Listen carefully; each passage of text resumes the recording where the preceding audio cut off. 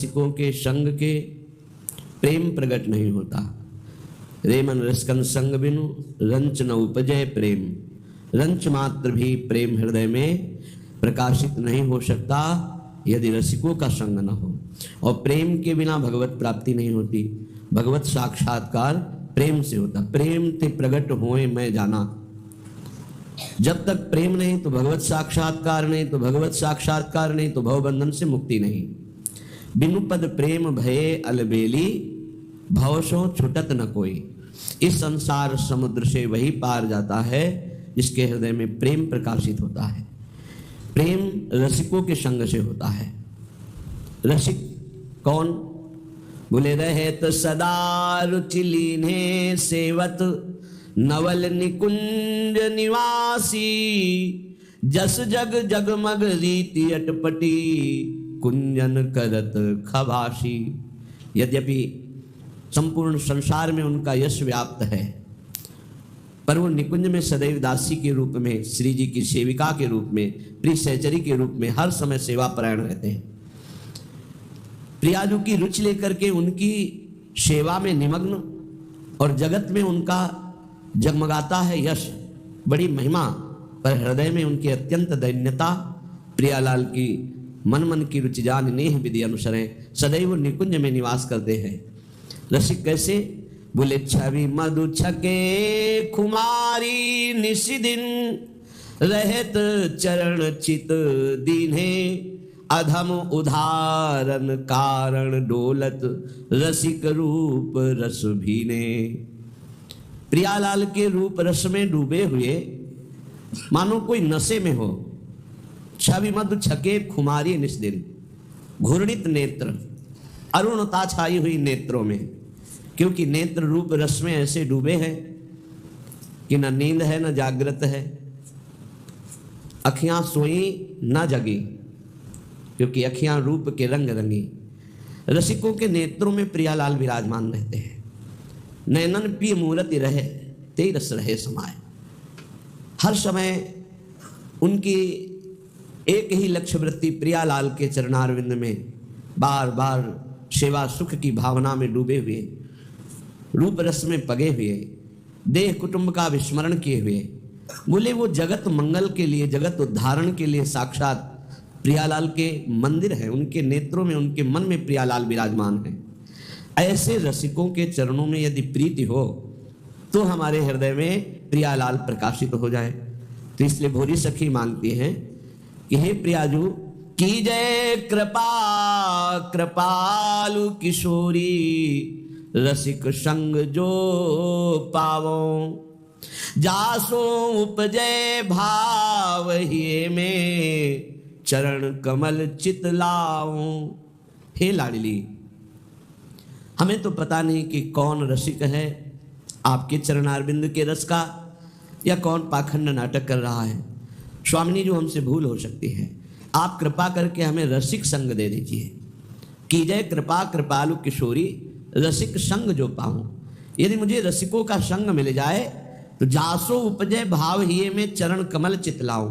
मेरे हृदय में फिर भाव प्रकट हो जाएगा। उसी भाव से आपके श्री चरण कमलों में चित्त अर्पित करके निरंतर चिंतन करते हुए आपकी सेवा सुख में निमग्न रहूं। ये भाव बाजार में नहीं मिलता है। ये भाव किसी साधना से जागृत नहीं होता। ये रसिकों की कृपा से भाव मिलता है। निशिवासर करी तिनकी सेवा, तन मन की तपन मिटाइए। जब तक भगवत प्रेमी महात्मा का संग नहीं होगा तब तक तन और मन की जो जलन है, जो दुख है, जो राग है, जो मोह है, वो मिट नहीं सकता। ये पक्की बात है। ये बड़ी सूक्ष्मता से देखा गया कि बड़ी कठोर साधना करने पर भी अहम सुरक्षित रहा। अहम सुरक्षित तो देह भाव सुरक्षित, देह भाव सुरक्षित तो हर विकार सुरक्षित। तब ये समझ में आया कि रसिक गुरुदेव की कृपा से जो अहम गलित होता है वो किसी साधना से नहीं। अहम गलित हुआ तो देह भाव मिटा, देह भाव मिटा तो सारे विकारों की गुंजाइश ही नहीं रह गई, क्योंकि अहम के ही देह भाव के महल में ही ये सारे विकार रहते हैं। वो निर्विकार स्थिति, वो दैन्यता, वो सहजता, वो कृपालुता, वो दयालुता, आराध्य देव की रसिकों में होती है और रसिकों से उनके शरणागतों में उतरती है। इसलिए निशिवासर करि तिन की सेवा, तन मन की तपन मिटइए। तन की और मन की, तन बड़ा स्वस्थ है, खूब सुख सामग्री है, पर मन असंतोषी है, पापाचरण का संकल्प करने वाला है, भगवत विमुख चिंतन करने वाला है, वो हर समय जलता रहेगा। व्यर्थ की सोच, समय को नष्ट करना, संकल्प विकल्प करके गंदी बातों का चिंतन करना, मानो दुख का बीज बोना है। अब मन या तो प्रभु में लगेगा या जगत में लगेगा, जगत में लगेगा तो भोगों में लगेगा, भोगों में लगेगा तो पाप बुद्धि होगी, पाप बुद्धि होगी तो दुर्गति, दुख, विपत्ति, संकट, एक क्रम है। हमारा मन प्रभु में लगा हो और तन में गलित कुष्ठ हो, कीड़ा पड़ गए हो, तो भी कोई फर्क नहीं पड़ता। मान लीजिए, अभी मान लीजिए आपका शरीर स्वस्थ है तो मन को प्रभु में लगाने का अवसर है। आप बहुत कृपा पात्र हैं प्रियालाल के, उनकी कृपा को ठुकराइए नहीं। यदि आपका शरीर स्वस्थ है तो आप सोचिए, आप आसन में बैठकर बहुत अनुष्ठान पूर्वक मंत्र जप सकते हैं। आप एक आसन में बैठकर पूरी चतुरासी जी का गान कर सकते हैं। आप एक आसन में बैठकर श्रीमद् राधा सुधा निधि का गान करके प्रियालाल को रिझा सकते हैं। आपका शरीर स्वस्थ है तो आपकी साधना उत्तम बन सकती है। अब शरीर अस्वस्थ है, भगवदाकार बुद्धि है, कोई परेशानी नहीं तो शरीर जब अस्वस्थ होता है ना, तो ये मन, ये इंद्रियां, ये बुद्धि इसी शरीर में आसक्त हो जाती है। बस हाय हाय, क्लेश, चिंता, शोक यही बना रहता है। इसलिए यावत स्वस्थ विदम कलेवरम। बुद्धिमान वही है कि आग लगने के पहले आग बुझाने की भी व्यवस्था रख ले। आग लगने पर कुआं खोदना मूर्खता है। ऐसे ही शरीर रोग ग्रसित हो जाए, फिर सोचो मेरा मन भगवदाकार हो जाए, तो ये मूर्खता है, फिर नहीं लगेगा। यावत स्वस्थ विदम कलेवरम यावत च दूरे जरा।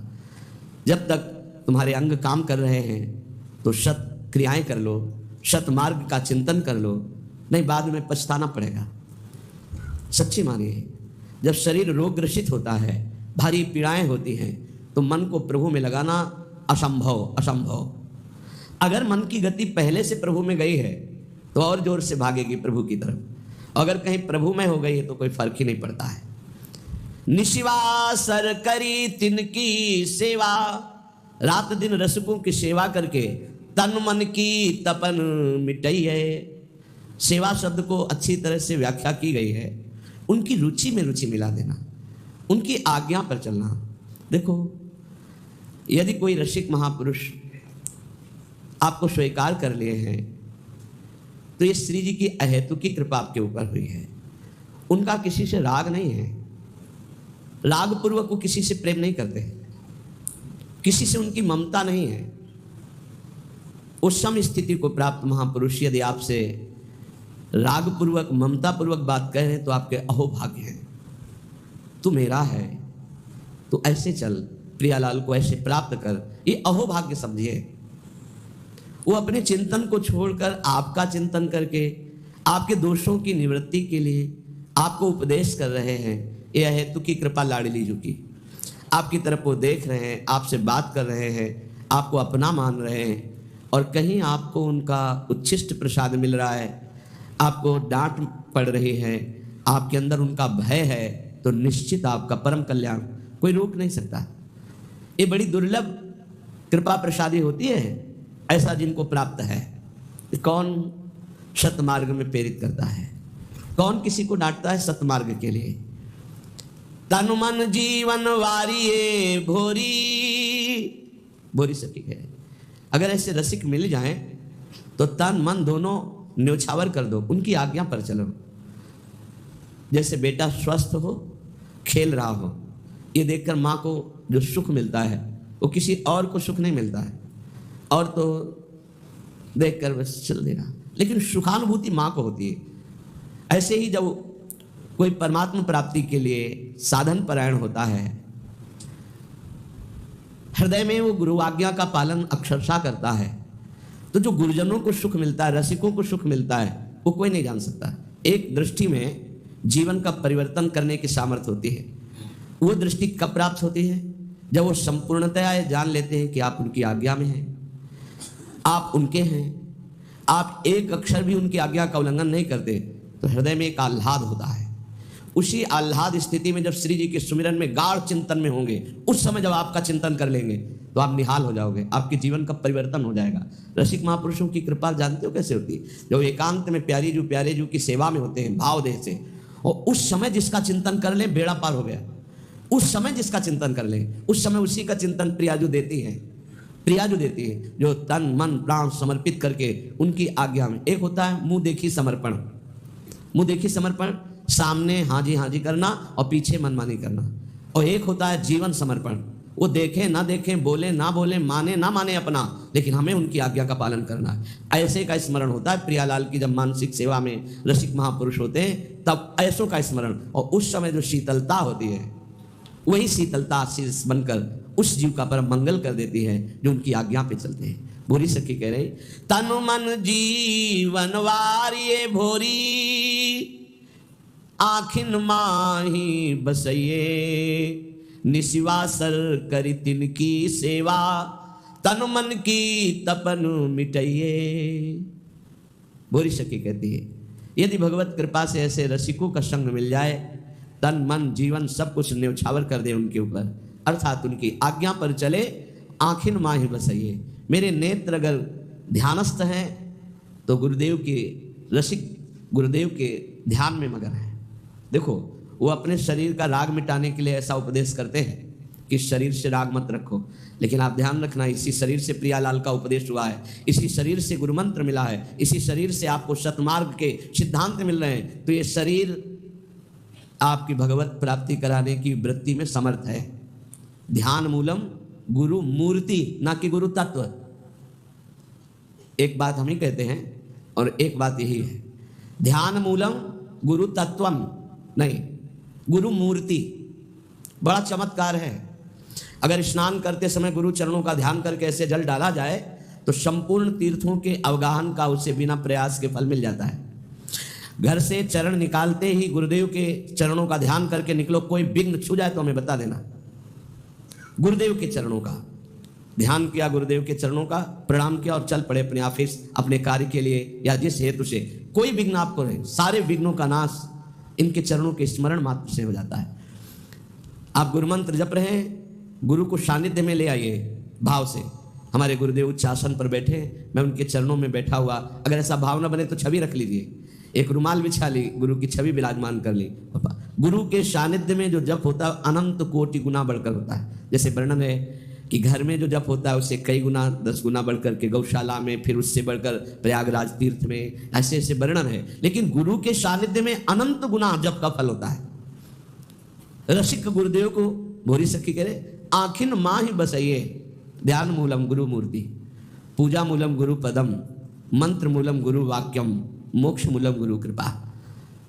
गुरु कृपा मोक्ष मूलम, संसार से मुक्त होने के लिए मूल क्या है? गुरु कृपा है। तो रसिक संग बिनु प्रेम न होई, बिना रसिकों के संग के श्री प्रियालाल से प्रेम नहीं होता। बड़े सौभाग्य हैं जब श्री जी कृपा करती हैं तो अपने नाम रूप लीला धाम की स्थापना करने वाले रसिकों का संग प्रदान करती है। अनादौ संसारे कति नरक भोगा न विहिता, कियंतो ब्रह्मेन्द्राद्यतुल सुख भोगाश्च न कृता, तदास्मिन्नेकस्मिन् वपुषि सुख दुःखे न गणयन्, सदैव श्री वृंदावन मखिल सारम भज सखे। हे सखे, हे मित्र, ये जो मैं तुम्हें बात कह रहा हूं इसे ध्यान से सुनना। तुम अज्ञानी हो इसलिए नहीं जान पा रहे।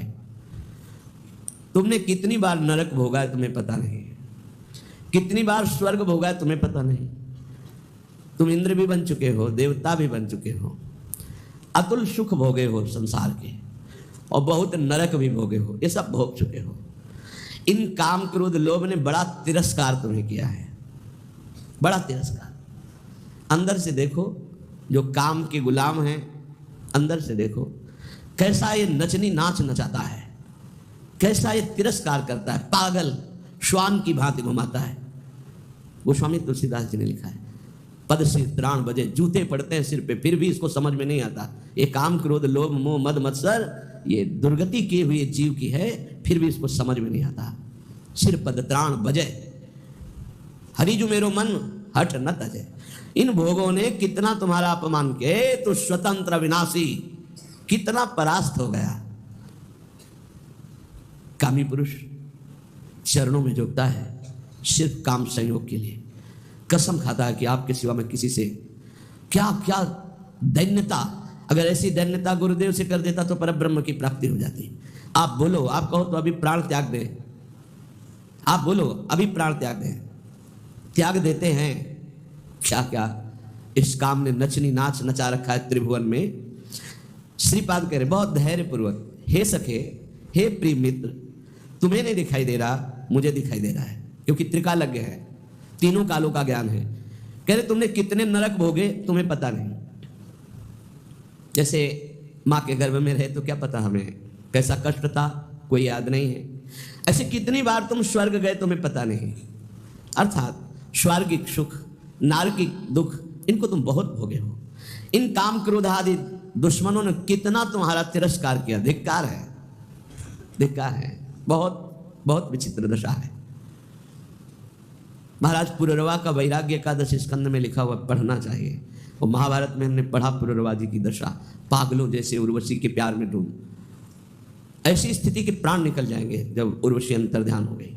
पागलों जैसे चक्रवर्ती सम्राट महाराज पुररवा, बस जैसे कोई विरही हा प्रियालाल हा प्रियालाल, ऐसी दशा। ये दशा देखकर देवी उर्वशी पुनः प्रकट हुई।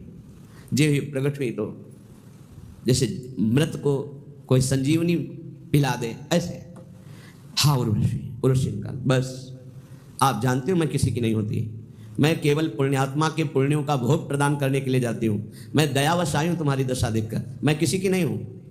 मैं तो आदेश से आती हूँ उसके पुण्यों के प्रताप का भोग करवाने के लिए। तुम्हारे पुण्य क्षीण हो गए, अब मैं तुम्हें स्पर्श करने का भी अधिकार नहीं दे सकती, और तुम मेरा वियोग छोड़ो, मैं किसी की नहीं हूँ। अंतर्ध्यान हो गई। तब उनको जो झटका लगा, वैराग्य आया, तब उनका धिक्कार है मुझको। भगवान बड़ी कृपा करते हैं, जब सांसारिक प्यार में ठोकर दे, बड़ी कृपा होती उनकी। जिनको थोड़ा भी धर्म का ज्ञान है तो उनका रास्ता प्रभु की तरफ खुल जाता है। जैसे चिंतामणि ने ठोकर लगाई तो बिल्व मंगलाचार्य बन गए। ठोकर लगनी आवश्यक होती है। बहुत द्रवित हृदय होता है आशिकों का, वही आशिकी अगर मुड़कर हरि की तरफ लग जाए तो परमानंद की प्राप्ति हो जाए। पूज्य जीव गोस्वामी जी से जब कोई दीक्षा लेने जाता था तो ये पूछते थे तुम्हारा मन कहाँ आसक्त है, तो कहते स्त्री में। ठीक है, काम हो जाएगा, मंत्र दे। तुम्हारा मन, बोले पुत्र में, हाँ ठीक है।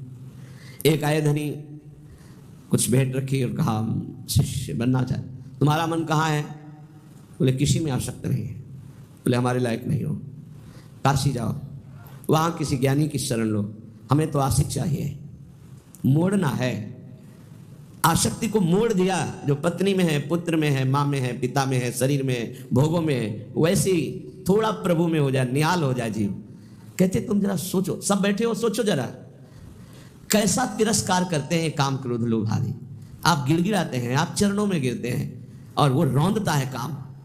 वो तुम्हारे तनिक भी सम्मान की बात नहीं देखता, वो तुम्हें बार बार गिराता है, बार बार पतित करता है। तुम्हें कभी इस विषय में अहम जागृत नहीं होता कि मेरी कितनी दुर्गति हो रही, मैं कितना नीचे गिरता जा रहा हूं, मैं कितना नीच हो चुका हूं। कभी इसमें अहम जागृत करो कि अय काम तूने बहुत परास्त किया, अब मर चाहे जाऊं तुझे स्वीकार नहीं करूंगा।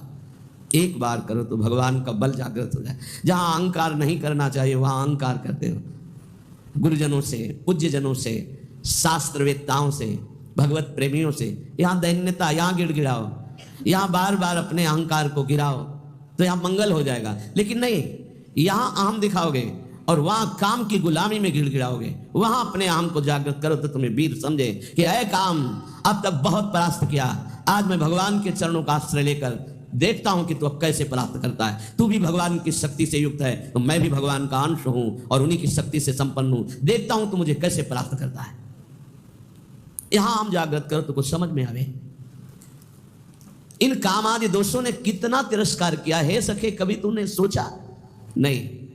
अब वर्तमान में सोच लो, अभी इसी क्षण ये मानव देह इन विकारों पर विजय प्राप्त करके भगवद आनंद में डूबने के लिए मिला है। इसलिए हे सखे, मत सुख की लालसा से इन काम आदि की गुलामी करो।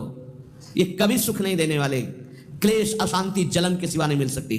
लिख लो कागज में या दिमाग में लिख लो, भोगी पुरुष को केवल अशांति, क्लेश, हीनता, भय और असत विचार, यही उसके बढ़ते चले जाते हैं। व्यर्थ की सोच, व्यर्थ की सोच। Over thinking. ये पूछ रहे थे कि ये ओवर थिंकिंग कैसे जाएगी?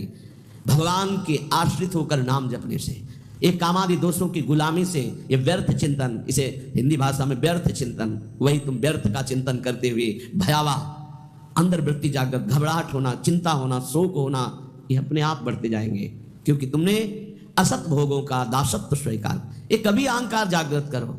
हम कहते हैं जागृत करो, घमंड करो इस बात का कि हम प्रियाजू के हैं, हम प्रभु के हैं, अब तुम विकार मुझे कैसे प्राप्त कर। नहीं, गुरुजनों से आंख टेढ़ी करके देख सकते हो, लेकिन विकारों से नहीं। ये आप अंदर देख लो, बैठे हो अपने सब, जैसा वो कहेंगे वैसे ही तुम्हें घुटने टेकने होंगे। वहां अहंकार तुम्हारा नहीं दिखाई देता। बहुत हुआ, अब नहीं। कभी ऐसा नहीं सोचते हो। अगर सोचोगे भी तो एक ही धोबिया पछाड़ मारेगा, काम की मुंह भरा गिर जाओगे।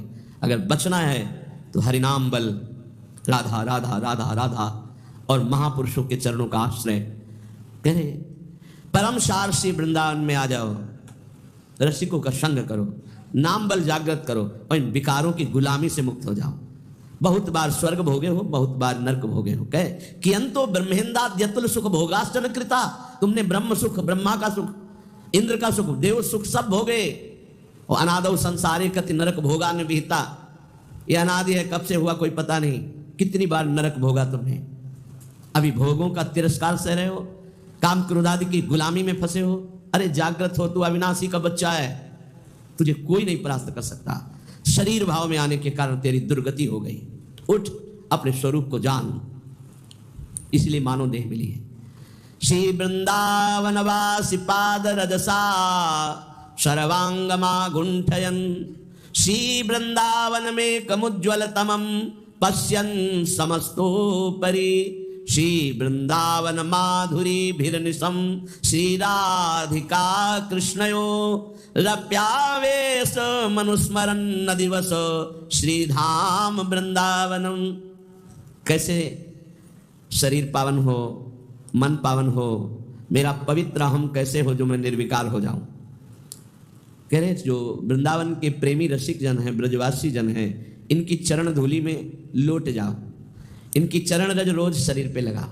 श्री वृंदावन वासी पाद रजसा सर्वांगमा गुंठन। बहुत बड़ी वस्तु है ये वही पकड़ सकता है जिस पर श्री जी की हेतु की कृपा है। भरत जी जो जड़ भरत जी के रूप में है, उन्होंने यही कहा, बिना महत्पाद रजोभिषेकम, बिना महापुरुषों की चरण रज से अभिषिक्त हुए ये ब्रह्म बोध नहीं प्राप्त होता। प्रहलाद जी ने भी कहा कि जब तक अकिंचन भगवत प्रेमी महात्माओं की चरण रज में अभिषेक नहीं होगा, तब तक मेरी जैसी मति है ऐसी हरि में नहीं होगी। नैषाम मति स्तावदरुक क्रमान्यम। यहाँ श्रीपाद कह रहे हैं, काम क्रोध आदि पर विजय प्राप्त करने के लिए, समस्त भोगों पर विजय प्राप्त करने के लिए, समस्त दोषों का तिरस्कार पूर्वक त्याग करने के लिए क्या करो? बोले श्री वृंदावन वास पाद रजसा सर्वांग मा गुंठयन। कोई अंग न बकाया रहे, पूरे शरीर में वृंदावन की रज लगाओ। ये चिकनी चमड़ी रजोगुण पैदा करके भोगों में फंसाती। मान लीजिए हमारी प्रार्थना, जितना शरीर को सुकुमार करोगे, साबुन लगाओगे, चिकना करोगे, उतना ही मन गंदा होगा। लिख लो दिमाग में, शरीर राग त्यागी ही भगवत अनुरागी होता है। इस बार बढ़िया शरीर मिल गया, अगर बढ़िया कार्य नहीं करोगे तो घटिया शरीर मिलेगा। न जाने कितने पशु पक्षियों को क्या क्या पीड़ाएं सहनी पड़ती, क्या क्या कष्ट सहना पड़ता है, कैसे। इसलिए इस मानव देह की चिकनाहट चमड़ी को देखकर गर्व मत करो कि मैं रूपवान हूं या तू रूपवान है। यहाँ कोई रूप नहीं, ये सब मरे हुए रूप हैं। मृत्यु लोक है इसका नाम।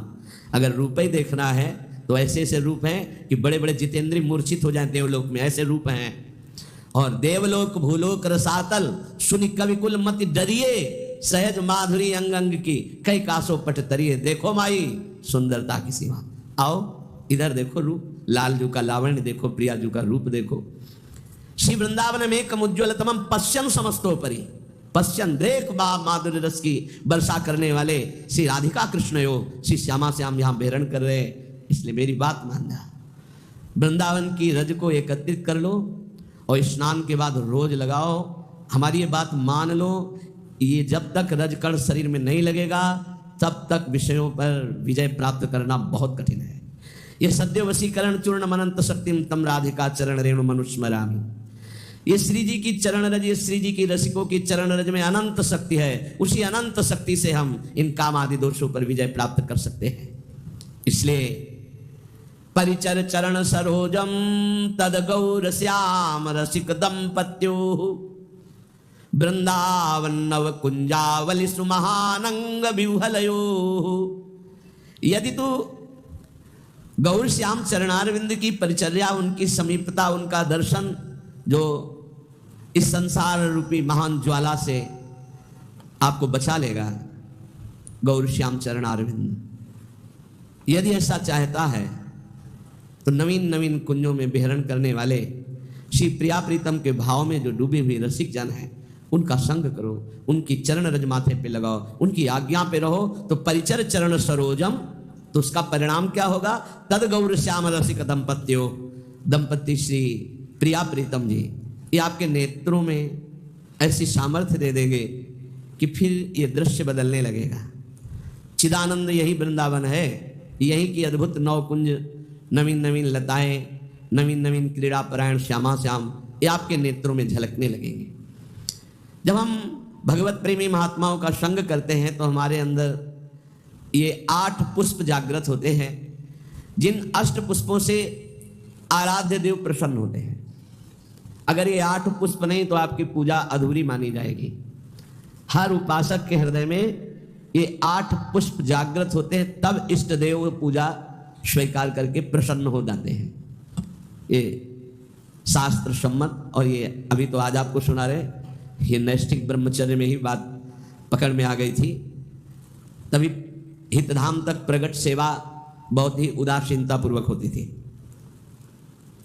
कभी पोशाक नहीं धारण कराया, कभी बस जैसे छवि जो विराजमान यही छवि थी, यही नाम सेवा थी। स्नान और गुरुजी जो इत्र दे देते थे वो इत्र लगा दिया और इतना मिश्री का टुकड़ा भोग। और हर समय हमारे अंदर यही था कि प्रियाजू का भोग और प्रियाजू के पुष्प कुछ अलग होते हैं, उनकी प्राप्ति हो पहले।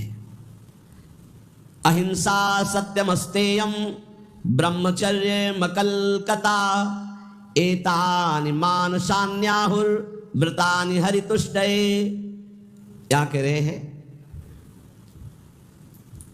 जो इन व्रतों का पालन करता है उसको 8 पुष्प प्राप्त होते हैं। जो पुष्प हैं उनका नाम अभी बताए देते हैं, पर उन पुष्पों की प्राप्ति का उपाय बता रहे हैं। पुष्प है अहिंसा प्रथमम पुष्पम, द्वितीयम कर्णग्रहा, तृतीयकम भूतदया, चतुर्थम शांतिरेव च, समस्तु पंचमम पुष्पम, ध्यानम चैव तु सप्तमम, सत्यम चैवाष्टमम पुष्प, मेतैस्तुष्यति केशवः। ये 8 पुष्प हैं, ये उसको प्राप्त होते हैं। इन्हीं पुष्पों से भगवान को अधीन किया जाता है, इन्हीं पुष्पों को भगवान पसंद करते हैं। जो व्रत है ये कायिक व्रत कहा जाता है, जिसमें हम फलाहार रहते हैं, दुग्धाहार रहते हैं या जल पीकर रहते हैं। इसके द्वारा अगर मानसिक व्रतों की स्थापना नहीं हुई तो कायिक व्रत का कोई महत्व नहीं है। आजकल तो व्रत का उपहास किया जाता है, व्रत का उपहास किया जाता है। आप ऐसे ऐसे भोग सामग्रियाँ की जो प्रायः रोज नहीं पाई जाती वो व्रत में पाई जाती है। सवा के चावल की खीर हमने देखा है, बढ़िया मेवा डालकर सवा के चावल की खीर, कूटू की पूड़ी और बढ़िया सब्जी, घिया आलू ऐसे उनकी, सेंधा नमक घी से बढ़िया पके हुई, क्योंकि आज पलार पाना है, उसका सिंघाड़े का हलवा, ऐसे विविध प्रकार की। काय को उपहास कर रहे हो? ये व्रत है? एक दिन में मर जाओगे, कूटू और सिंघाड़ा दुनिया की चीजें इकट्ठा कर रहे हो। अगर कोई कायिक व्रत रहना है तो उसका फल है मानसिक व्रतों की प्राप्ति होनी। देखो सिद्धांत को समझना, केवल कायिक व्रत रहकर जबान की वृत्तियों का पोषण कर रहे हो, इतने इतने पदार्थ मिलते हैं, आप खरीद ला सकते हैं। एकादशी हो आप खरीद लाइए जा करके, हजारों रुपया लगाकर आप भोग सामग्री, इतनी जो शायद है कि व्रत में जो नहीं रहते वो उतना नहीं पाते होंगे। हम कायिक व्रत का उपहास करते हैं। कायिक व्रत तभी माना जाएगा जब एक भुग, एक बार केवल, वो भी बहुत अल्पा। अगर जल से काम चल जाता है तो जल ले लीजिए, जैसे आप एकादशी व्रत रहते हैं। धन्यवाद, बहुत बड़ी बात है, बढ़िया है। इन व्रतों का फल है मानसिक व्रतों में पहुंचना। अगर आपके अंदर ये मानसिक व्रत जागृत नहीं होती है तो आपका कायिक व्रत सफल नहीं होगा। और मानसिक व्रतों से इन अष्ट पुष्पों की प्राप्ति होती है। इन अष्ट पुष्पों की आराधना से भगवत प्राप्ति होती है। सिद्धांत को समझना, सिद्धांत को अगर नहीं समझोगे तो बाहरी तुम्हारी वृत्ति मान्यता की बनी रहेगी। इसलिए हमारी बाहरी मान्यता नहीं है। हम खास बात ये नहीं समझते कि आप बहुत विदेशी फूलों के बहुत, हमारा इस पर ज्यादा धन है तो उसका सदुपयोग हो रहा है, लेकिन इससे भगवत प्राप्ति नहीं होने वाली, ध्यान रखना। ये बिल्कुल सिद्धांत, इसीलिए हम उदासीन रहते थे। ये तो श्री जी की इच्छा ऐसा नहीं, हमारा उदासीन स्वभाव था। प्राय ऐसा माना जाता था कि संन्यास मार्ग से आए इसलिए इनकी सेवा में रुचि नहीं, लेकिन आपको सच्ची कहते हैं हमारी सेवा में भावात्मक रुचि थी। प्रकट में वस्तुएं नहीं, लेकिन हम जानते हैं गुरु कृपा से कि किन वस्तुओं से हमारी लाडली जो प्रसन्न होती है। ये मानसिक व्रत आने ही चाहिए कायिक व्रत से। अगर मानसिक व्रत नहीं आए तो कायिक व्रत का कोई महत्व नहीं रहा।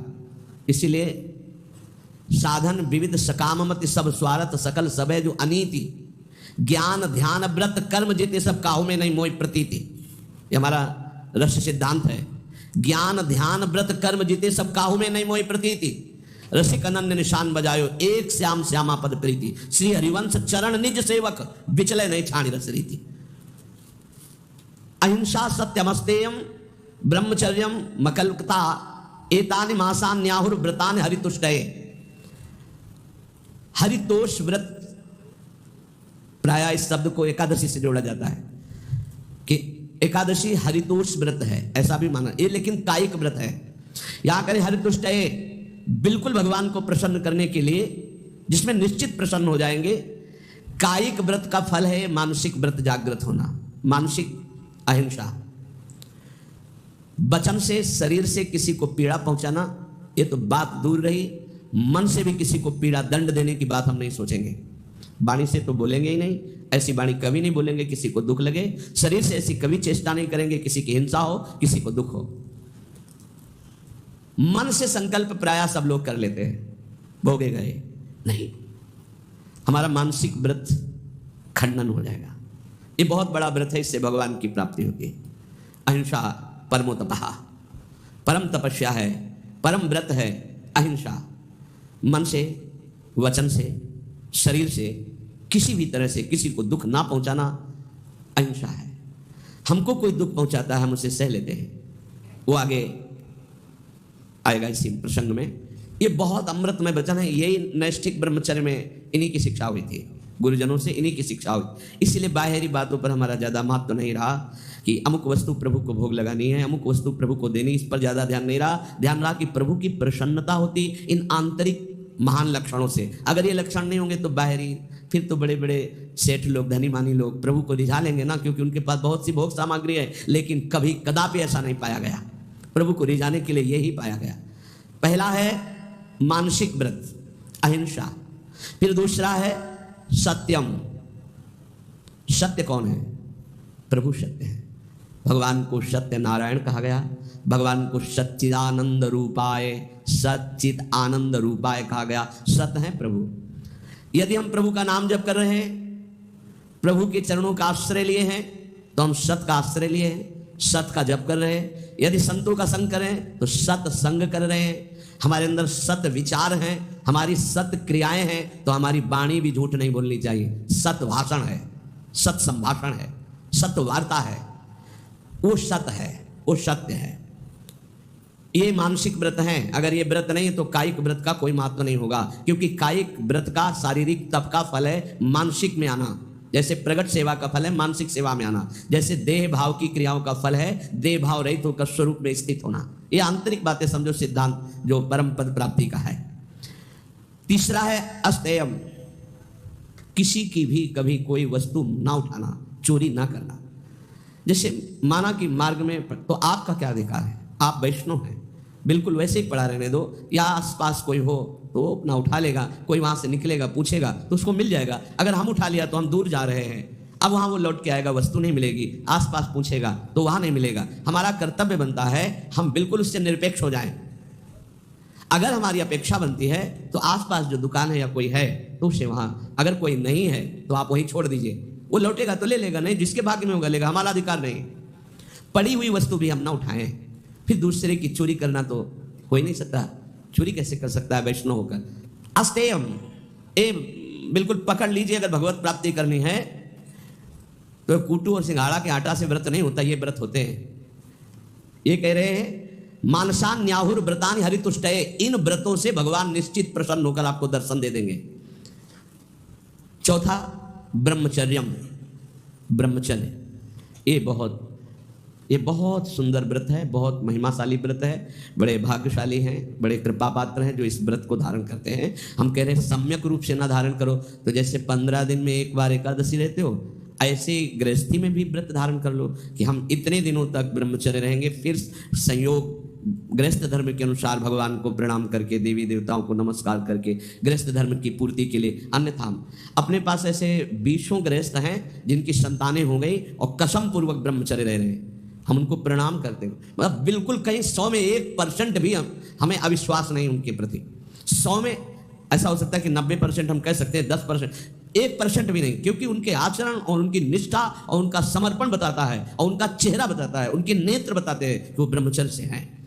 बच्चे हो गए, समझ में आ गई बात कि अब हमारा उद्देश्य पूरा हुआ, गृहस्थ का परमार्थ का पूरा करते हैं और नियम पूर्वक 20 परिवार ऐसे हैं, बहुत सुंदर ढंग से चल रहे हैं।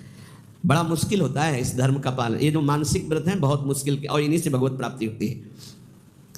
ब्रह्मचर्य, इसमें महत्व बुद्धि रखने से रहा जा सकता है। ब्रह्मचर्य का महत्व, वीर शक्ति का महत्व जिसके हृदय में जागृत हो गया, चाहे स्त्री शरीर हो चाहे पुरुष शरीर हो, भगवत प्राप्ति के महत्व का प्रकाश इसी ब्रह्मचर्य से होता है। सच्ची मानना, ये जो आपका मन निरुत्साहित हो जाना, शरीर में पीड़ाएं होना, समय से दिनचर्या ना होना, प्रमाद स्थितियों का बढ़ना, कई जगह अंगों में पीड़ाएं होना, ये कई त्रुटियां होती हैं, इससे जो ये परेशानियां आती हैं। अगर ब्रह्मचर्य है तो आप जैसे अग्निमय भूमि पे चलना हो तो कैसे चलेंगे, ऐसी उसकी चाल होने लगती है। इतनी तीव्रता, इतनी उज्ज्वलता, इतनी उसमें चेतना शक्ति जागृत होती है कि हर काम में उत्साह, रात दिन मेहनत करने पर भी कभी थकान नहीं, नींद न लेने पर भी प्रमाद आलस्य नहीं। बहुत से महान सद्गुण ब्रह्मचर्य में चले। आज के डॉक्टर जन जो शास्त्र को नहीं जानते, वो कहते हैं ब्रह्मचर्य छीण करो नरक मिलेगा जैसी शिक्षा दोगे। ये प्रश्न उत्तर देने वाला अगर चूक कर जाए तो नरक मिलता है, ध्यान रखना। ऐसा नहीं कि एकांतिक में प्रश्न जो करे उत्तर मनमानी दे दो तो उत्तर देने वाले को नरक मिलेगा, क्योंकि तुमने जो बोला है वो स्वीकार किया जा रहा है समाज में, तो तुमको अगर ज्ञान नहीं तो उत्तर दे दिया तो नरक मिलेगा। ये बिना शास्त्र सम्मत उत्तर देने वाले, इनकी नारकी गतियां होती हैं। अब आपने शारीरिक संविधान का ज्ञान प्राप्त किया है तो आप भागवतिक संविधान को मानने की चेष्टा करें, आप भागवतिक संविधान का खंडन न करें। आप केवल शरीर के अंगों का ज्ञान प्राप्त किया है कि कौन सा अंग कैसे क्या चलता है, लेकिन ब्रह्मचर्य पर बोलने की सामर्थ्य तुम्हारी नहीं। तुम ब्रह्म के ज्ञाता नहीं हो, तुम शास्त्र के ज्ञाता नहीं हो, तुम डॉक्टर हो केवल अंगों के, शरीर के, बाह्य एक ढांचे के, वो भी सूक्ष्म शरीर के नहीं, केवल स्थूल ढांचे के हो। तो स्थूल ढांचे की आपको सुधार वाली बात बतानी है, कैसे रोग निवृत्ति होती है। ब्रह्मचर्य नाश करना, ये तुम कौन से सिद्धांत से बोलते हो, किस सिद्धांत से? छोटे छोटे नवीन अवस्था के बच्चे तुम्हारी बात मान करके और नष्ट होते चले जा रहे हैं। 8-8 बार 10-10 बार वो ऐसी चेष्टाएं करके इस दशा को प्राप्त हो गए कि सामने आके कहते हैं, एक अधिकारी का बच्चा हो, अधिकारी भी बैठे थे अपनी पोजीशन में, सिर्फ आपका वीडियो सुना तो आपको बताने आया हूँ, मुझे बचा लीजिए। ऐसे बैठे थे, बिल्ला लगाए, मुझे बचा लीजिए, नहीं मैं अपना शरीर दूंगा, नहीं नहीं बच्चा नहीं, बिल्कुल नहीं, तुम बिल्कुल ठीक हो जाओगे, तुम एक बार हिम्मत करो, हमारी बात को मानो, हमारे पास कोई औषधि जादू टोना नहीं, केवल हमारी बात मान लो, भगवान तुम्हें शक्ति देंगे, तुम इससे निकलो, इससे निकलो। ये ब्रह्मचर्य बहुत बड़ी अमृत वस्तु है, हमारी प्रार्थना मान लीजिए। ये मन जब बहुत, तो भगवान छूट दे देते हैं। देख लो, जब तुम्हें घृणा हो जाए, जब तुम्हें लगे कि नहीं करना चाहिए, तो मुझे बताना, मैं तुम्हें सामर्थ्य दे दूंगा, आपको सामर्थ्य मिलेगी। आप जिस दिन से सोच लेंगे कि वास्तविक मुझे अब अपने जीवनी शक्ति की रक्षा करके भगवत प्राप्ति में ये हमें व्रत रखना है, ब्रह्मचर्य व्रत, अलग अलग ब्रह्मचर्य व्रत है। गृहस्थ में शास्त्र सम्मत एक पत्नी व्रत और संतानोत्पत्ति के लिए ऐसा संविधान किया गया है। अगर आप उसके विपरीत चलते हैं तो फिर आप व्यभिचार प्रवृत्ति में हैं। परमार्थ में चलने के लिए पूरा अधिकार गृहस्थ का है। ऐसा ना सोचे कि गृहस्थी में होने के कारण मेरा मोक्ष नहीं हो सकता या भगवत प्राप्ति नहीं हो सकती या मैं ब्रह्मचारी नहीं कहा जा सकता। कहा जा सकता है। जिसने पाणी ग्रहण संस्कार नहीं किया तब तक ब्रह्मचर्य रहा, फिर पाणी ग्रहण किया तो एक पत्नी व्रत, और वो केवल संतानोत्पत्ति के लिए, और जब संतानें हो गई तो ब्रह्मचर्य, वो पूरा जीवन ब्रह्मचारी माना जाएगा। शास्त्र सम्मत बात कह रहा हूं। और वैरागी तो ब्रह्मचारी होता ही है जो भगवत प्राप्ति करना चाहता है, नैष्ठिक ब्रह्मचर्य। अहिंसा, मन वचन कर्म से किसी को भी पीड़ा या हिंसा न करना। देखो मच्छर का स्वभाव है वो खून पीता है, भगवान ने उसका स्वभाव बनाया है। हमारा कर्तव्य ऐसे करना नहीं है, हमारा कर्तव्य उसको निकाल देना है, उसको उड़ा देना है। अगर हमारे को बहुत परेशानी तो मच्छरदानी की रचना भगवान ने कर दी है, आप मच्छरदानी लगा लीजिए, आप उससे बचने की व्यवस्था कर, उसको मारने का अधिकार नहीं। ये हम भागवत से बोल रहे हैं, श्रीमद् भागवत में जहाँ नरकों का वर्णन है वहाँ इसका वर्णन है कि जैसे बिच्छू है, सर्प है, मच्छर है, डांस है, खटमल है, इनका रचना ही भगवान ने किया है और इनका स्वभाव ही है। वो ये नहीं जानते कि मैं खून पी रहा हूँ तो इसको पीड़ा होगी, नहीं। उसका आहार, जैसे हम गाजर मूली ये सब वस्तुएं पाते हैं बड़े स्वाद से, मुझे नहीं पता कि ये जीव है। ठीक जीव वैसे ही वो है जैसे अन्य जीवों में है भगवत चैतन्य शक्ति। आप देखो मूली है हरी भरी ऐसे, और उखाड़ लीजिए थोड़ी देर में वो मुरझा जाएगी, अर्थात वो जीव गया जो मूली में था वो गया। अब वो जीव ही जीव, आहार जीव बिना जीवे नहीं। तो हमारे लिए जो शास्त्र सम्मत है उसे हम बड़े आराम से पाते हैं, मुझे पाप नहीं लगता। ऐसे ही जब मच्छर खून पीता है उसको ये नहीं लगता कि मैं किसी का खून पी रहा हूँ, उसको लगता है मैं अपना आहार ले रहा हूँ। अब उस आहार लेने में हमको पीड़ा हो रही है इसलिए उसको हटा देते हैं, उसको उड़ा देते हैं, हो गया उसका तो काम एक ही में। उसको तो मारना अपराध हो जाएगा। तो ऐसे हुआ मर गया स्वाभाविक, को बात अलग है। किसी भी जीव की हिंसा ना हो, ये भगवत प्राप्ति के लिए अत्यंत आवश्यक है। कुछ लोग बोले काल है सांप, नहीं भाई, अगर वो ठीक समय से काटने का समय है आपका तो आप किसी भी खंड में कहीं भी हो उसी समय वो वहां प्रवेश करेगा और आपको काट लेगा। और नहीं काटेगा तो हम सेनपुर में रहे हैं, जो शाम टाइम जैसे लोग भ्रमण के लिए निकलते हैं ना, ऐसे सहस्त्रों सर्प, शास्त्र माने हजार होते हैं, कोबरा, पानी वाला, कैसे पैथन, मोटे मोटे जो अजगर टाइप, कितने सा, कोई केली कर रहा है, कोई फुसकार रहा है, कोई टहल रहा है, इतना भारी जंगल, जिधर जाओ उधर सांप ही सांप। पद्मासन लगाए बैठे, बगल से उठा, पूरी हिम्मत से बैठे हुए कि अगर इसको काटने का समय है तो काटेगा, नहीं काटना तो बिल्कुल नहीं काटेगा, ये निश्चिंत। और सामने से निकल के खड़ा हुआ, अब अंदर से एकदम भगवदाकार व्यक्ति, प्रभु है, फंड नीचे किया चला गया। ऐसा दृढ़ विश्वास था। और बीछी तो ऐसे थी जैसे काले चीटी चीटा घूमते हैं। कि हम जब कभी कोई सैनपुर का आवे, तिवारीपुर गंगा के किनारे, तो पूछ लेना वहाँ दोपहर के समय भले कोई गंगा नहाने चला जाए, नहीं वहाँ दिन में सुबह और शाम तो कोई जाता नहीं था, रात्रि में तो केवल 2 लोग रहते थे, तो एक सिद्ध पंजीरी बाबा और एक अपने वहाँ, तीसरा कोई। दोपहर के समय वहाँ भले कोई आ जाए, सुबह शाम वहाँ इन जीव जंतुओं की ऐसी बाहुल्यता, कभी भी ऐसे टच नहीं किया, कभी नहीं टच। और खूब ऐसे सांप, ये मत सोचो कि सांप दिखाई दिया मार डालो उसको, नहीं, यह अपराध है। आप उसका निवारण कर दीजिए। आपको डर लगता है निकाल। पूज्य श्री राधा बाबा गीता वाटिका में जहरीला सर्प निकला, बाबा ने कहा सुनो प्रभु, हम तो जान रहे हैं कि आप हैं, लेकिन और लोग नहीं जान रहे, अगर और लोग जान गए तो आपको परेशान करेंगे, हम रास्ता बना रहे हैं, आप यहाँ से निकल जाइए। ऐसे एक लकड़ी करके ऐसे ऐसे ऐसे सांप बिल्कुल उसी रास्ते से चला गया। वो भगवत भाव से देख रहे हैं तो सांप भगवान है।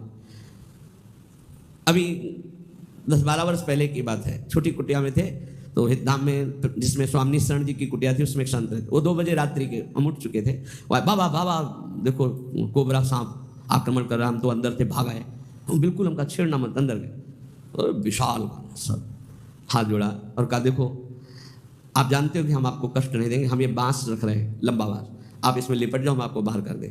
अगर ऐसा नहीं और ये उपद्रव करेंगे तो आपकी हानि हो जाएगी या आप किसी की हानि करेंगे, बांस रखो, आप सत्य मानिए। बांस के प्रथम छोर पर ऐसे करके आराम से उठा के राधा राधा राधा राधा बाहर मदन टेम की तरफ पहुंचे। अरे सब में श्री भगवान है, आप ऐसा डरो मत, जिससे जब आपकी हानि होनी है वो हो जाएगा, उसको आप रोक नहीं सकते। जन्मेजय जी ने बहुत बड़ी व्यवस्था की थी परीक्षित जी को तक्षक सर्प काटने के लिए। जब सांप हुआ था तो 7वें दिन उन्होंने 1 से 1 तांत्रिक मंत्र वाले, 1 से 1 औषधियां और 1 खंभ में महल की रचना करवाई गई थी। 1 खंभ और पूरा महल, उसके ऊपर परीक्षित, कहीं भी किसी भी तरह से चींटी भी नहीं रेंग सकती खंबे पे, और मंत्रवेत्ता बैठे हुए हैं, वायु रूप में भी कोई नहीं जा सकता, ऐसे मंत्रों से बांध दिया गया था। लेकिन तक्षक ब्रह्म ऋषियों को कोई भी किसी तरह चेक नहीं किया जाता था। वो भेंट देने कि आज परीक्षित जी का 7वां दिन है, शायद ऐसा हो जाए कि ऋषि का साप तक्षक डसे, तो उनको परीक्षित जी के पास, तो बड़े बड़े ब्रह्म ऋषियों को, तो एक पुष्प में बहुत छोटा एकदम जैसे पुष्प का पराग उससे भी छोटा रूप रख के तक्षक बैठ गया, फूल ले जा रहे, और स्वयं मंत्रवेत्ता ऋषि हैं और उन्हीं के हाथ में कोई मंत्र काम नहीं कर रहा, क्योंकि खुद मंत्र में जा रहे हैं। ऐसी जगह बैठा कि कोई चेक नहीं कर सकता, कोई मंत्र का प्रयोग नहीं हुआ, गए जे परीक्षित के हाथ में दे। परीक्षित जी ने जे ही प्रणाम मुद्रा में से किया, विशाल काय रूप धारण किया, भस्म किया, आकाश में अंतर ध्यान। भावी को कोई मेट सके ऐसी बात, जो होना है वो होगा, जो नहीं होना नहीं। तो हम किसी की हिंसा ना करें, हम सदैव सत्य स्वरूप प्रभु का नाम जप करें, सत्य भाषण करें, सत्य आचरण करें, चोरी किसी की ना करें, अस्ते चोरी ना करें, और ब्रह्मचर्य ये बहुत अमृतमय है, जहां तक हो सके भगवान की कृपा से इसको धारण करो। बहुत समाज की हानि इस ब्रह्मचर्य व्रत के ना रहने से हो रही, बहुत हानि हो रही। और कह रहे अकल्प, किसी भी तरह से कपट न करो, किसी के साथ व्यवहार छल कपट वाला, सीधी सादी बात रखो, सरल स्वभाव न मन कुटिलाई। भगवान के मोहि कपट छल छिद्र न भावा। ये कपट रख करके भगवत मार्ग के पथिक को, बोल कुछ रहा है, चित्त में कुछ चल रहा है, आचरण में कुछ चल रहा है, ये ठीक नहीं है। जो बोल रहे हो वही आचरण में, वही आपका चरित्र है। मन वाणी और शरीर एक होना, ये निष्कपट भाव कहा जाता है, ये सरल भाव। भगवान कह रहे मोहि कपट छल छिद्र न भावा, यहाँ कह रहे हैं कि निष्कपट भाव ये महान व्रत हैं। ये 5 जो व्रत धारण करता है वो और कोई व्रत करे ना करे, निश्चित भगवत प्राप्ति रूपी अष्ट पुष्पों की हृदय में जागृति हो जाती है। अहिंसा सत्यमस्तेयम ब्रह्मचर्य मकलकता एतानि मानसान्याहुर व्रतानि हरितुष्टे। कह रहे हैं कि जो कायिक व्रत है, एक भुक्तम तथा नक्तो मुपवासो मथाचितम, जो 24 घंटे में एक बार केवल भोजन पाता है उसे व्रतधारी ही कहते हैं। भले वो अन्न पर एक बार, कोई भी व्रत की पूर्णता एक बार, अगर 2 बार 3 बार तो व्रत नहीं माना जाएगा। नहीं, सुबह खूब आधा लीटर पौन लीटर दूध में चाय की पत्ती डाल के, आज एकादशी है ना, आज अमुक व्रत है ना, और वो लिया, फिर 10-11 बजे फल फ्रूट और सब ये खूब दबा के, और 4 बजे फिर 8 बजे रात्रि के। इसमें न मत रहना तुम्हारा व्रत है, कोई व्रत नहीं है, कोई व्रत नहीं तुम्हारा हुआ। अगर आप एकादशी व्रत हो तो 24 घंटे में एक भुक्तम तथा नक्तो मुपवासो मायाचितम, अयाचित भाव से विरक्त को और धर्म पूर्वक कमाए हुए अर्थ से गृहस्थ को एक बार। व्रत हो तो किसी का दिया हुआ पानी भी मत पीना, नियम है। गृहस्थ हो तो आज तुम्हारा व्रत है, किसी का पानी नहीं, फलाहार की तो बात जाने दो, अपने घर में जो कुछ आपको मिल जाए वो एक बार 24 घंटे में अगर व्रत पूरा करना है तो एक बार, जल भले 2-3 बार ले लो, लेकिन खान पान का कोई भी सामग्री फलाहार या दुग्धार एक बार करो तो व्रत माना जाएगा। वैसे अगर 24 घंटे में एक बार अन्न पाता है तो व्रत वाला ही कहा जाएगा, उसका व्रत ही माना जाएगा। ये शास्त्र एक भुक्तम तथा नक्त मुपवास मयाचितम, अयाचित भाव से एक बार जो प्राप्त हो गया उसको शरीर, एक बार से प्राणों का पोषण अच्छा हो जाता है। जिनका भगवत कृपा से अभ्यास बन जाए तो देख लो, लेकिन बहुत ही कठिन है जिनका बाल भोग सुबह से हो, चाय और बिस्कुट और नाश्ता, और फिर दोपहर में, फिर शाम के 4 बजे चाय नाश्ता, और फिर 8 बजे भोजन। तो शरीर पोषण 14 बार करके कोई भगवत प्राप्ति के मार्ग में चले तो भाई प्रणाम है। वैसे भाई पीछे तो ऐसे नहीं चला गया, पीछे तो ऐसे हमने नहीं देखा किसी महापुरुष को कभी ये चाय नाश्ता का तो कोई सवाल ही नहीं। यार ये 24 घंटे में कभी कुछ मिल जाए तो बड़ी कृपा।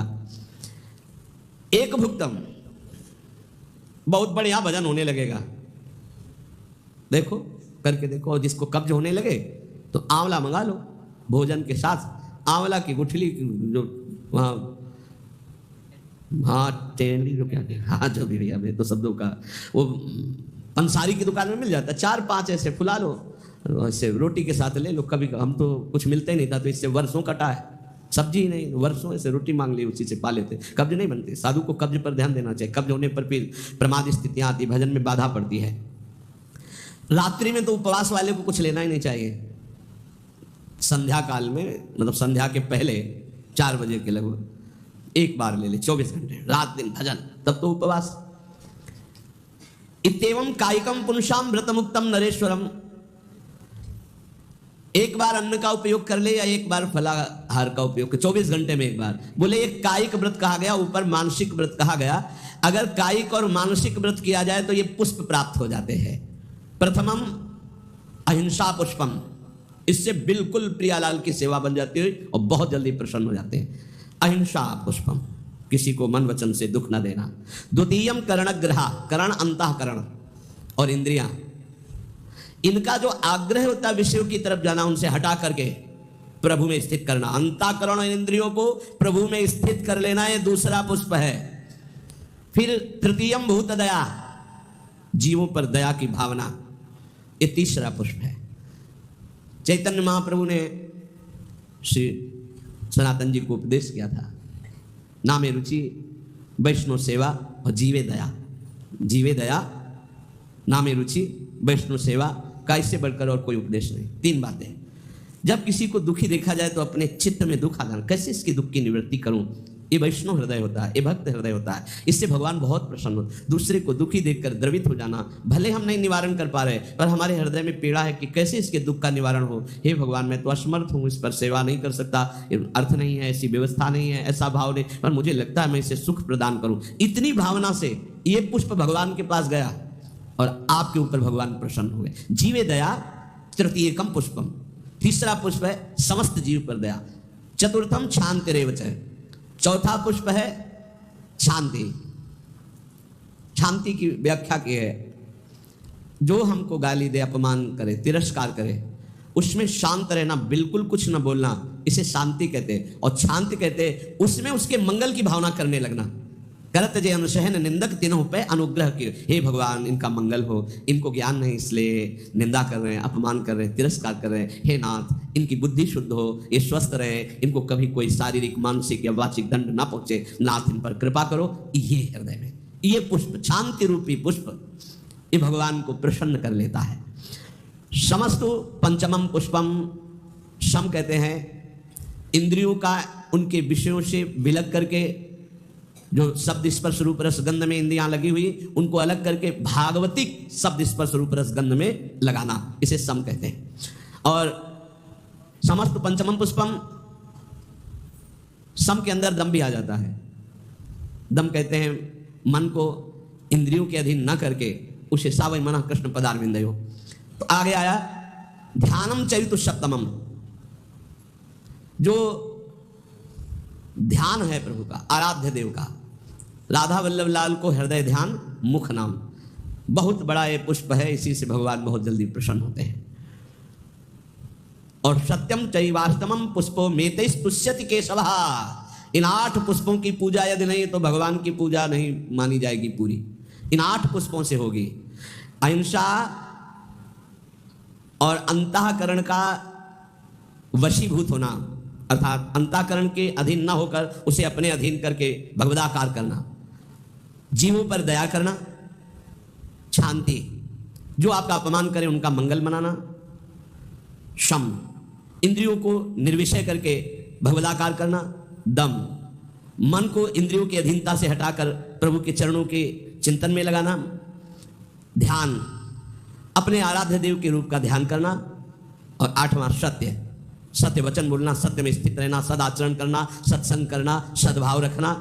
ये 8 पुष्प हैं। एतैरेवाष्टमी पुष्पैस्तुष्यते चार्चितो हरि, पुष्पांतराणि संतेव बाह्यनानि प्रसत्तम। यहाँ कह रहे इन पुष्पों द्वारा भगवान श्री कृष्ण को संतुष्ट किया जा सकता है, अन्यथा अन्य पुष्प जो बाहर, उनसे भगवान उतना प्रसन्न नहीं होंगे जितना इन 8 पुष्पों से होंगे। इसलिए भक्त को, प्रेमी को ये 8 पुष्पों द्वारा अपने आराध्य देव की पूजा करनी चाहिए। ये 5 महान व्रत बताए, अहिंसा, सत्यमास्तेय, ब्रह्मचर्य, मकलकता, अर्थात मन वचन कर्म से किसी को कष्ट ना देना, सत्य बोलना, सत्याचरण करना, कभी किसी की चोरी ना करना, ब्रह्मचर्य से रहना, निष्कपट भाव रखना। ये है 5 व्रत मानसिक। शारीरिक व्रत में जो भी व्रत रहे 24 घंटे में एक बार केवल लें, रात्रि में बिल्कुल नहीं। अगर और कोई व्रत नहीं रहते तो एक बार अन्न लेने वाला भी 24 घंटे में वो व्रताधारी ही कहा जाता है। 8 पुष्पों के द्वारा अपने आराध्य देव की आराधना करें। गृहस्थ में उतना ही अपना अधिकार माने, बोले यावत् भियते जठरम तावत् स्वस्त्वं हि देहिनाम अधिकम यो भी मन्येत सस्तेनो दंडमर्हति। जो गृहस्थ में होकर यह अभिमान करता है कि मेरी इतनी संपत्ति, मेरा इतना बैंक बैलेंस, मेरा मेरा मेरा इतना है, वो दुर्गति को प्राप्त होता है। सब कुछ प्रभु का दिया हुआ है, बिल्कुल सरल भाव से समझ लो।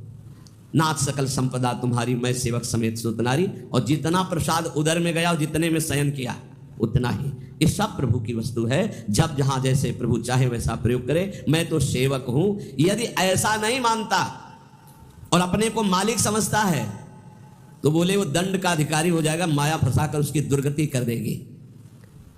क्रमिविद भस्म निष्ठांतम क्वेदम तुच्छम कलेवरम क्वा तदीरतिर्भार्याम क्वायमात्मा नभश्छदिहि सिद्धैर्यज्ञावशिष्टार्यै कल्पयेद् वृत्तिमात्मनः शेषेस्त्वं त्यजन् प्राज्ञः पदवीं महतां यात्। जो ये समझता है कि शरीर अंत में इसकी तीन ही गति होती है, या जला दिया गया तो राख बन गया, गाड़ दिया गया तो कीड़ा दिखा करके, और अगर जल में फेंक दिया गया तो जल जंतु खाकर, इसकी यही गति होती है। या जमीन में दबा दिया गया, आग में जला दिया गया, बाहर फेंक दिया गया। इस शरीर को तुच्छ समझे। क्रमि विद भस्म निष्ठांतम क्वेदम तुच्छ कलेवर, ये बहुत तुच्छ कलेवर है। इस शरीर में आसक्ति करके चाहे गृहस्थ हो चाहे विरक्त, दुर्गति को ही प्राप्त होता है। फिर इस शरीर के संबंधी स्त्री पुत्र परिवार आदि, ये तो अपनी अंतरात्मा को भ्रम में डालने वाला बहुत बड़ा जाल है। एक वैसे ही जड़ चेतन की ग्रंथि, ऊपर से और ये ममता की ग्रंथि। गृहस्थ को चाहिए कि प्रारब्धवशात जो भी आपको प्राप्त हुआ है धन संपत्ति आदि, वो प्रभु का है ऐसा माने। तो दियमस्तु गोविंदम तुभ्यमेव समर्पये, और प्रसाद से अपना जीवन निर्वाह करे, उसे यज्ञ अवशिष्ट कहते हैं, भगवान को अर्पित करके। जो बुद्धिमान पुरुष शरीर पर अभिमान नहीं करता, वस्तुओं की प्रभु की मानता है और नाम जप करता है, तो इस शरीर को त्याग कर वो संतों के पद को प्राप्त होता है। कह रहे शेषेस्त्वं त्यजन् प्राज्ञः पदवीं महतां यात्। जो संतों की गति होती है वही उस गृहस्थ की गति होती है। चाहे गृहस्थ हो चाहे विरक्त, उनको इन दोषों पर विजय प्राप्त करना ही होता है भगवत प्राप्ति के लिए। असंकल्पात् जयेत् कामं क्रोधम काम विवर्जनात् अर्थानर्थिक्षया लोभम भयम तत्वामर्शनात्। काम पर यदि विजय प्राप्त करना है तो उपाय बता रहे हैं। असंकल्पात् जयेत् कामम, काम का भोग का संकल्प न बनने पावे, बस तो आप बचा ले जाओगे अपने आप को। यदि मैं भोगूंगा ऐसा संकल्प बन गया तो आप नष्ट हो जाओगे। प्रायः काम की चतुरता कोई नहीं जान पा रहा है। बहुत ये अंदर का चिंतन किया हुआ विषय आपको परोस रहे हैं, अगर आप पा पाओ। काम मन में अहम में जो ही आया तो पहले हमको लपेटता है। हम समझते हैं मुझे देखना है, मुझे छूना है, मुझे भोगना है। जहां ये आया बस आपका काम खत्म, अब वो अपना काम करवा लेगा। अगर आप दृष्टा बने रहे, इसके लपेट में ना में, तो आप जीत जाएंगे इसे। ये दृष्टा, एक काम आ गया मन में, एक काम अहंकार में आ गया, अहम में, नहीं नहीं मुझे नहीं भोगना। एक काम तू वहां है, मेरे पे नहीं है, मैं तुझे देख रहा हूं, तू मेरे को नहीं देख सकता, मेरे को स्पर्श नहीं। हम भूल करके उसके लपेट में आ जाते हैं, तभी हम कामी कहलाए, तभी हम परास्त हो जाते हैं। असंकल्पात् जयेत् कामम, संकल्प ही मत बनने दीजिए। कब संकल्प बनता है? ध्यायते विषयान् पुंसाः संगास्तेषु उपजायते। जब हम विषयों का चिंतन करते हैं, देखा सुना बोला बातचीत की, उसका चिंतन बना, तो ध्यायतो विषयान् पुंसाः संगास्तेषु उपजायते। अब उस भोग करने की संकल्प वृत्ति जागृत हो रही है। कब? जब उसका चिंतन किया, उसको देखा, उसका सुना, उसका मन। इतना समय क्यों दिया? ये गलती क्यों की? असंकल्पात् जयेत् कामम, तुमने समय दिया, संकल्प बना दिया, अब तो तुम्हें भ्रष्ट होना ही पड़ेगा। अब तुम्हारे पास रह नहीं गया कुछ बचाने के लिए, ले जाएगा, नष्ट कर देगा, तुम तन्मय हो गए। काम से बचने का उपाय बता रहे हैं, ध्यान ना होने पावे, संकल्प ना बनने पावे। ध्यायतो विषयान् पुंसाः संगास्तेषु उपजायते, संगात् संजायते कामा, कामात् क्रोधो विजायते। क्रम है, क्रोधात् भवति सम्मोहा, सम्मोहा स्मृति विभ्रमः, स्मृति भ्रंशात् बुद्धिनाशो। बुद्धि, ये श्लोक पढ़ने में देर लगा है, उसको ये सब करने में देर नहीं लगती। असंकल्प के द्वारा, मतलब संकल्प त्याग के द्वारा, भोग का संकल्प ही ना होने पावे तो आप काम विजयी हो सकते हैं। इसीलिए कहते हैं राधा राधा राधा राधा। जब आपके अंदर वो चक्रव्यूह रचना रच रहा हो, काम के चिंतन की, उसी समय तोड़ो। राधा राधा राधा राधा, वो कहेगा चुप रहो, नाम मत जप करो, मेरी बात सुनो। आप सुनना नहीं, मैं देख रहा हूं कि तू काम है, मेरे में नहीं है, तू मन में है, अंतःकरण पे है, अब मैं तेरे को देख लूंगा। खत्म हो जाएगा। बहुत डरपोक है सर। यदि नाम चल रहा है और आप अपने को दृष्टा माने, आप में कभी काम था ही नहीं, आप में कभी काम है ही नहीं, आपको कभी काम परास्त नहीं कर सकता, क्योंकि आप भगवान के अंश हैं। ये मायावी आप पर प्रहार नहीं, आप अपने स्थान से चूक गए और आपने जो ही ये स्वीकार किया शरीर भाव से कि मैं पुरुष, मैं भोक्ता, अब मारेंगे आपको। यही गलती हमें फंसा रही। क्रोधो काम विवर्जनात्, क्रोध कब आता है? जब हमारी इच्छा के विरुद्ध कोई कार्य करता है, तब क्रोध आता है। हम चाहते हैं कि आप शांत बैठिए, आप अशांत होकर के बोलने लगेंगे, हमें गुस्सा आ जाएगा। हम चाहते हैं धर्म से चलिए, आप अधर्म से चलेंगे, क्रोध आ जाएगा। हम जो चाहते हैं उसके विपरीत जब होता है तब क्रोध होता है।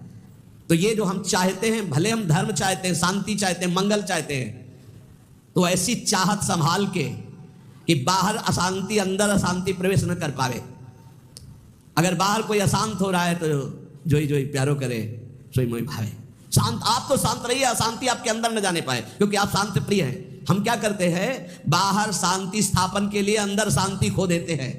बाहर हमारी इच्छा के विपरीत हुआ कि अंदर हम अशांत हो जाते हैं। गड़बड़ी। बाहर अशांति होने दो, अंदर शांति बनी रहनी चाहिए। हमारे इच्छा के विरुद्ध जब कोई कार्य करता है तो क्रोध आता है।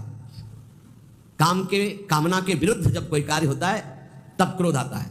क्रोध सबसे पहला काम करता है, वो मूढ़ता पैदा कर देता है। क्या कहना चाहिए, क्या करना चाहिए, सब खत्म हो जाता है। और मूढ़ता काम करती है स्मृति का नाश करने का। मूढ़ता फौरन स्मृति का नाश किया। आप कौन है, आपका क्या कर्तव्य, आप क्या कर रहे हैं, भूल गए। और स्मृति नष्ट होते ही बुद्धि भ्रष्ट हो जाती है। और ये सब कहने में देर लगा, ये सेकंड में हो जाता है। इसीलिए क्रोध को जीतने के लिए इच्छा का त्याग करो। संतुष्टायन के नोआ, कैसी भी परिस्थिति हो क्रोध नहीं आना चाहिए। फिर कह रहे हैं लोभम अर्थानर्थे क्षया, ये रुपया ये अनर्थ ही करता है, अनर्थ ही करता है। यदि भगवान का भजन नहीं हो रहा तो ये रुपया अनर्थ पैदा कर देता है।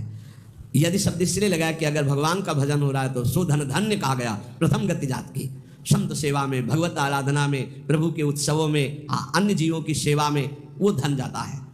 बोले अब देखो ये सत्संग बना हुआ है, सत्संग हाल, कितने लोग सुखपूर्वक भगवत चर्चा, अब इसमें किसी न किसी का तो अर्थ लगा है, तो धन्य है। जब तक सत्संग होता रहेगा, नाम कीर्तन होता रहेगा, ये बना है, उसका सुकृत हो रहा है। देने वाला तो गया, लेकिन उसका अर्थ और उसका ब्याज और उसकी महिमा उसको परम सुख प्रदान करती रहेगी, क्योंकि ये भी धन है।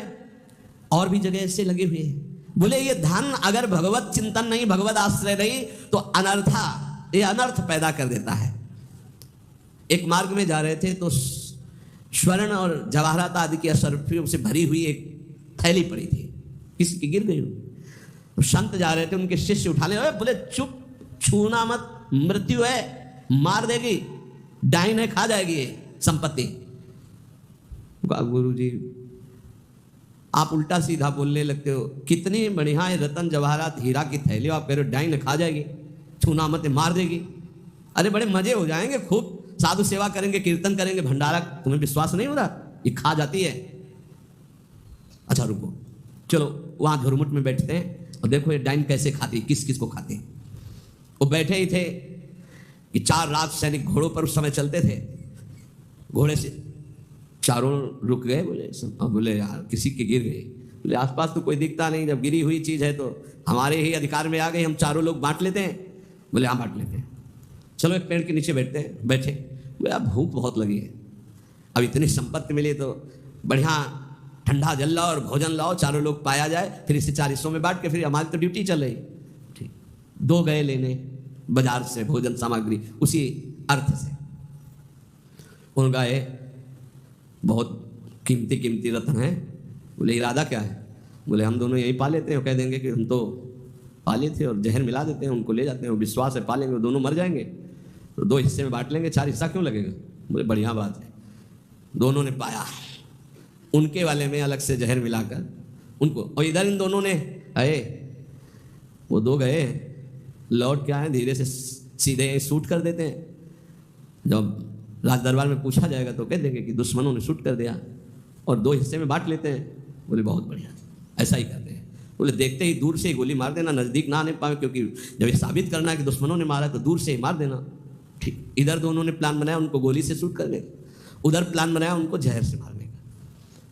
अब वो जो ही नजदीक दोनों शूट कर, इसके बाद नजदीक गए, उनका यार खान पान की सामग्री तो है ही, अच्छे से खाया पिया जाए, 2 हिस्से किए जाए। दोनों ने बैठकर पेड़ के नीचे खाया और जे ही जल पिया तो तीक्ष्ण जहर मिला था, दोनों मर गए, चारों मर गए। गुरुजी निकले, बोले देखा डाइन खा गई, जेव कते संपत्ति पड़ी खा गई, 4 को मार डाले, भाग यहाँ से, इसको मत छूना, कितनों को मार देगी। अर्थ अनर्थे क्षया, भगवान से विमुख होकर जो अर्थ कमाया जाता है वो अनर्थ पैदा कर देता है। इसलिए लोभ पर विजय प्राप्त करो, लोभ करो प्रभु के नाम का, प्रभु के चिंतन का। और भयम तत्वावमर्शनात्, भय मत करो, डरो मत, सब में वही प्रभु विराजमान है। तत्व सब जगह वही, तत्व श्री कृष्ण, सच्ची मानिए सब में वही है, डरने की कोई जरूरत नहीं। शरीर एक बार छूटेगा, इसका नाम मृत्यु लोक है, सबको मरना पड़ेगा एक बार। तैयारी कर लो मरने की। मरना शब्द बहुत ही कड़वा लगता है। एकांत में सोचो कि मुझे मरना है तो कैसा लगेगा। एक बार तो हाई बीपी तो हो ही जाएगा, नहीं हो जाए या लो हो जाएगा, 2 में 1 हो जाता है। बहुत सीरियस हो गए तो फिर मरना है, सबको लगता है ना डर। ईमानदारी से देखो, डर लगता है, डर लगता है। क्यों? क्योंकि शरीर प्यार हो गया है, हमारे प्यार का विषय शरीर हो गया है, हमारे प्यार का विषय शरीर संबंध भोग हो गए। सच्ची मानिए डर का विषय यही है। जैसे बहुत अच्छा कपड़ा नया रेशम का भी दिया जाए, कहा जाए आप ये उतार दो, तो उतारने में आपको देर लगेगी, 1 सेकंड में फेंक दोगे, क्योंकि उससे कई गुना महंगा और पवित्र वस्त्र लाभ है हमसे। ऐसे ही आपको जब भगवत देह प्राप्त हो जाए, भाव देह, तो इस शरीर का त्याग ऐसे हो जाता है जैसे पुराने कपड़े का त्याग। अब इसी शरीर से आपको प्यार भगवत भाव तो आया ले, तो आपको भय लगेगा। भय मत करो, ये शरीर छूटेगा। इसीलिए हम रोज आपको एक बार याद जरूर दिलाते हैं सत्संग में कि मरोगे। यहाँ के सत्संग का एक बार संजीवनी बूटी ये चम्मच में जैसे पवाई जाती है ना, तो हम तुम्हें वचन से श्रवणेंद्रिय में डालते हैं, मरोगे, सब मरोगे, एक दिन मरोगे। बोले सुबह सुबह रोज मरने की बात है बाबा जी करता है। जानते हो क्यों करते हैं? क्योंकि तुम्हें कभी नहीं मरना है। राम मरे तो मैं मरूं, नहीं तुम मरे मेरी बला है। और अविनाशी का बाल का मरे न मारा जाए। बात समझ रहे हो? तुम कभी नहीं मरोगे, तुम अविनाशी हो, लेकिन तुम शीशा में नहीं देख पाओगे अपने आप को। शीशा वाला जो है देखने में आता है वो मरेगा। समझ पा रहे हो? मरना बहुत ही खतरनाक लगे, और मरना सत्य है यहाँ, और आपका मरना नहीं है, कभी नहीं मर सकते, तुम अमर हो। साधना से अमर नहीं हो, तुम अविनाशी के बच्चा हो, तुम अविनाशी हो, तुम्हारा कभी नाश नहीं हो सकता। जहां ये बात आती है देखो कितना अच्छा लगता है। नहीं नहीं, ये बहुत बढ़िया है कि एक लिमिट समय दिया है, 60 वर्ष, 70 वर्ष, 80 वर्ष, 100 वर्ष, इसके बाद आपका पुराना शरीर हटेगा, नया शरीर प्राप्त होगा। और अगर बीच में सौदा पक्का कर लो, माल इकट्ठा कर लो, तो भाव देह की प्राप्ति हो जाएगी, भगवत देह की प्राप्ति हो जाएगी, जहां कभी न बुढ़ापा है, न रोग है, न मृत्यु है, न शोक है।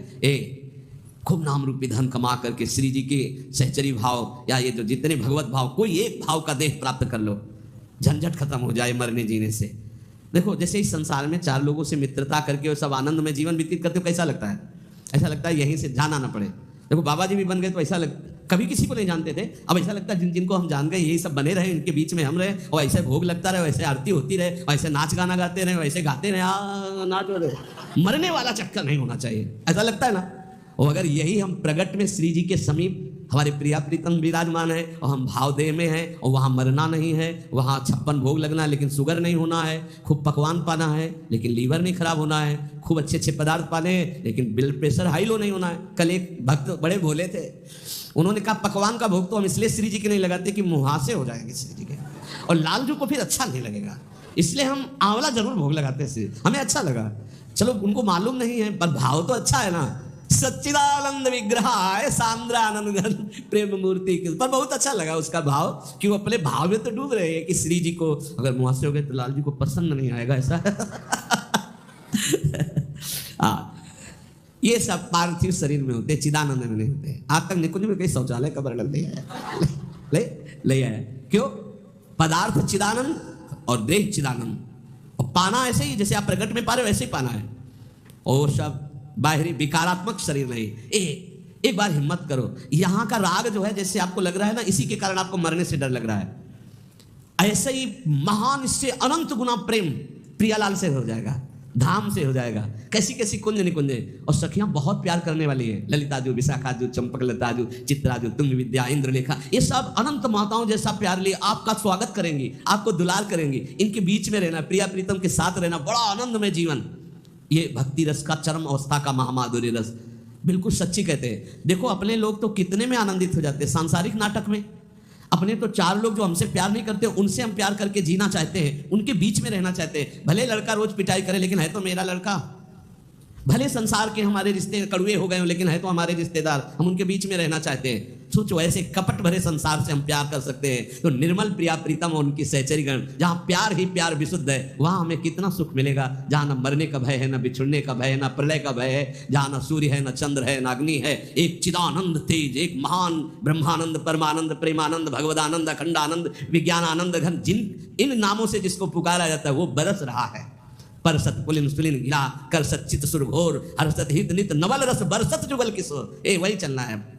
अब श्री जी के पास चल, तो एक तैयारी कर लो, मरना है। अब ये समस्या है, श्री जी ऐसा कुछ करें कि एक जो है हवाई जहाज भेजे और उसी में सब बैठ जाए आराम से, जा रहे निकुंज, ऐसा तो चलेगा, लेकिन मर के चलना है। और इस देश में मर के ही चलना होता है। मरो रे जोगी मरो, मरनो है मीठो, ऐसे मर के देखो जैसे गोरख मर दीठो। जीवित मर जाए उलट आप में समाये, नारायण अति कठिन हरि मिलन की बाटिया में पग पीछे धरे प्रथम शीश देकार। एक बार निश्चय कर लो, तैयारी करो श्री जी के पास जाने की। कोई तैयारी नहीं कर रहा है, सब तैयारी रहने की कर रहे हैं। कोई लाखों में एक चलने वालों में तैयारी कर रहा है कि मुझे श्री जी के पास जाना है। जाने वाला जो कुछ रखना होता रख देता, जो कुछ समर्पित करना होता समर्पित कर देता, बिल्कुल तैयारी फिट। हर समय तैयार रहो। ट्रेन आने का तो समय होता है, अमुक प्लेटफार्म में यात्रीगण ध्यान दें, ये प्लेटफार्म में ये ट्रेन आ रही है। अपने तो ना प्लेटफार्म का पता है, ना ट्रेन नंबर का पता है, ना समय का पता है। कभी भी बोले गए, अच्छा गए, बस इतना सुनने को मिलता है। रामकृष्ण मिशन में भर्ती किया, बोले वो दिल में ऐसा हुआ और हार्ट फेल हो गया। अभी कल परसों तो संस्कार करके आ गए। यहाँ कब कौन बिछड़ जाए, जाने की तैयारी कर लो। हमारे सत्संग का उद्देश्य है प्रियालाल की प्राप्ति, और उस प्राप्ति के लिए आपको अटैची हर समय तैयार रखना है। अटैची में नाम वाणी होना चाहिए। नाम रूपी धन, वाणी रूपी धन आपके भाव रूपी अटैची में तैयार है, तो आप पक्का समझो रिजर्वेशन है आपका। हमारी श्री जी के यहाँ से पालकी आती, विमान नहीं आता, ध्यान रखना। मधुर मधुर नौ किशोरी सखियां श्री जी की पालकी में बैठाल के ले जाती हैं उस नवीन सखी को। ये पूज्य पंडित गया प्रसाद जी ने देखा, जब भाई जी पालकी में बैठे हुए ब्रज में आ रहे थे, शरीर पूरा हुआ, तो देखा कि आकाश मार्ग से नवीन नवीन नौ सहचरियां, बीच में एक नवीन सहचरी जो पालकी, जब गौर से देखा बाबा ने तो देखा है तो भाई जी हैं और वृंदावन, यही तो आए सब महापुरुष। हम सबको श्री जी के पास जाना है, पर जाने की तैयारी कर लो। ये जो आज चर्चा अष्ट पुष्पों की हुई, मानसिक व्रतों की हुई, यही तैयारी है। ये बाहरी दिखावा हमको किसी के लिए नहीं करना, हमें अपने प्यारी जो को प्रसन्न करना, हमें ये तैयारी करनी। और इस तैयारी में नाम वाणी ही काम देगा। जितना नाम रूपी धन है, ऐसे तैयार रहो जैसे आपको जाना, ये भी समेट लूं, ये भी समेट लूं, क्योंकि अब जाना है। ऐसे ही नाम जमा कर लूं, खूब वाणी जी का गायन जमा कर लूं, दूसरों को सुख पहुंचा दूं, जो हमारे पास सामग्री है सबका मंगल करने वाली, ये है तैयारी करना। दूसरों का छीन छीन कर बैंक बैलेंस करना, सुख भोगना, ये तैयारी करना है। या पुनः आने की व्यवस्था करना है। ये आना जाना मिटाना, ये केवल मानव जीवन से हो सकता है, अन्य जीवन से नहीं। इसलिए खूब नाम जप करो। और एक दिन कोई ऐसा ना जाने पाए जिस दिन तैयारी ना हो तुम्हारी। जो चलने के लिए तैयार रहता है उसको मृत्यु नहीं होती, महोत्सव होता है। और जो तैयार नहीं होता उसकी मृत्यु होती है। अपने को महोत्सव, अपनी तैयारी है। सोचो जब यहाँ से तो प्रियाजू की सखियाँ आएंगे वाले, और जब हम वहाँ पहुँचेंगे तो ऐसे स्वागत करते हैं हमारे प्रियालाल, आओ, बहुत जन्मों से बिछुड़े थे, आए मिले परिवार आपने, हरिहंस कंठ, आओ मेरे बच्चे, बहुत समय से मेरे से दूर थे। अभी हमको प्रियालाल पराये लग रहे हैं, ये अपने लग रहे हैं, लेकिन सच्ची मानना जिस दिन तो अनंत जन्मों से जिनसे बिछुड़े थे, मैं उन्हीं का हूँ, पक्का उन्हीं का हूँ, उनसे बिछुड़े थे, तब वो जो सुख मिलता है, पहचान जो छुप गई थी, स्मृति जो नष्ट हो गई थी, वो स्मृति जब जागृत हुआ, अरे मेरे प्रभु, मेरे स्वामी, मेरे अंशी, महान सुख। बस वहीं चलना है। नजदीक आ चुके हो, तैयारी भर कर लो, बस तैयारी कर लो। नाम वाणी की तैयारी है, परम धन राधा नाम इकट्ठा कर लो, खूब वाणी जी का गायन करो, किसी को दुख मत पहुंचाओ, चलना है यार। किसी से बैर मत करो, चलना है। किसी से प्यार मत करो, चलना है। ना काहू से दोस्ती।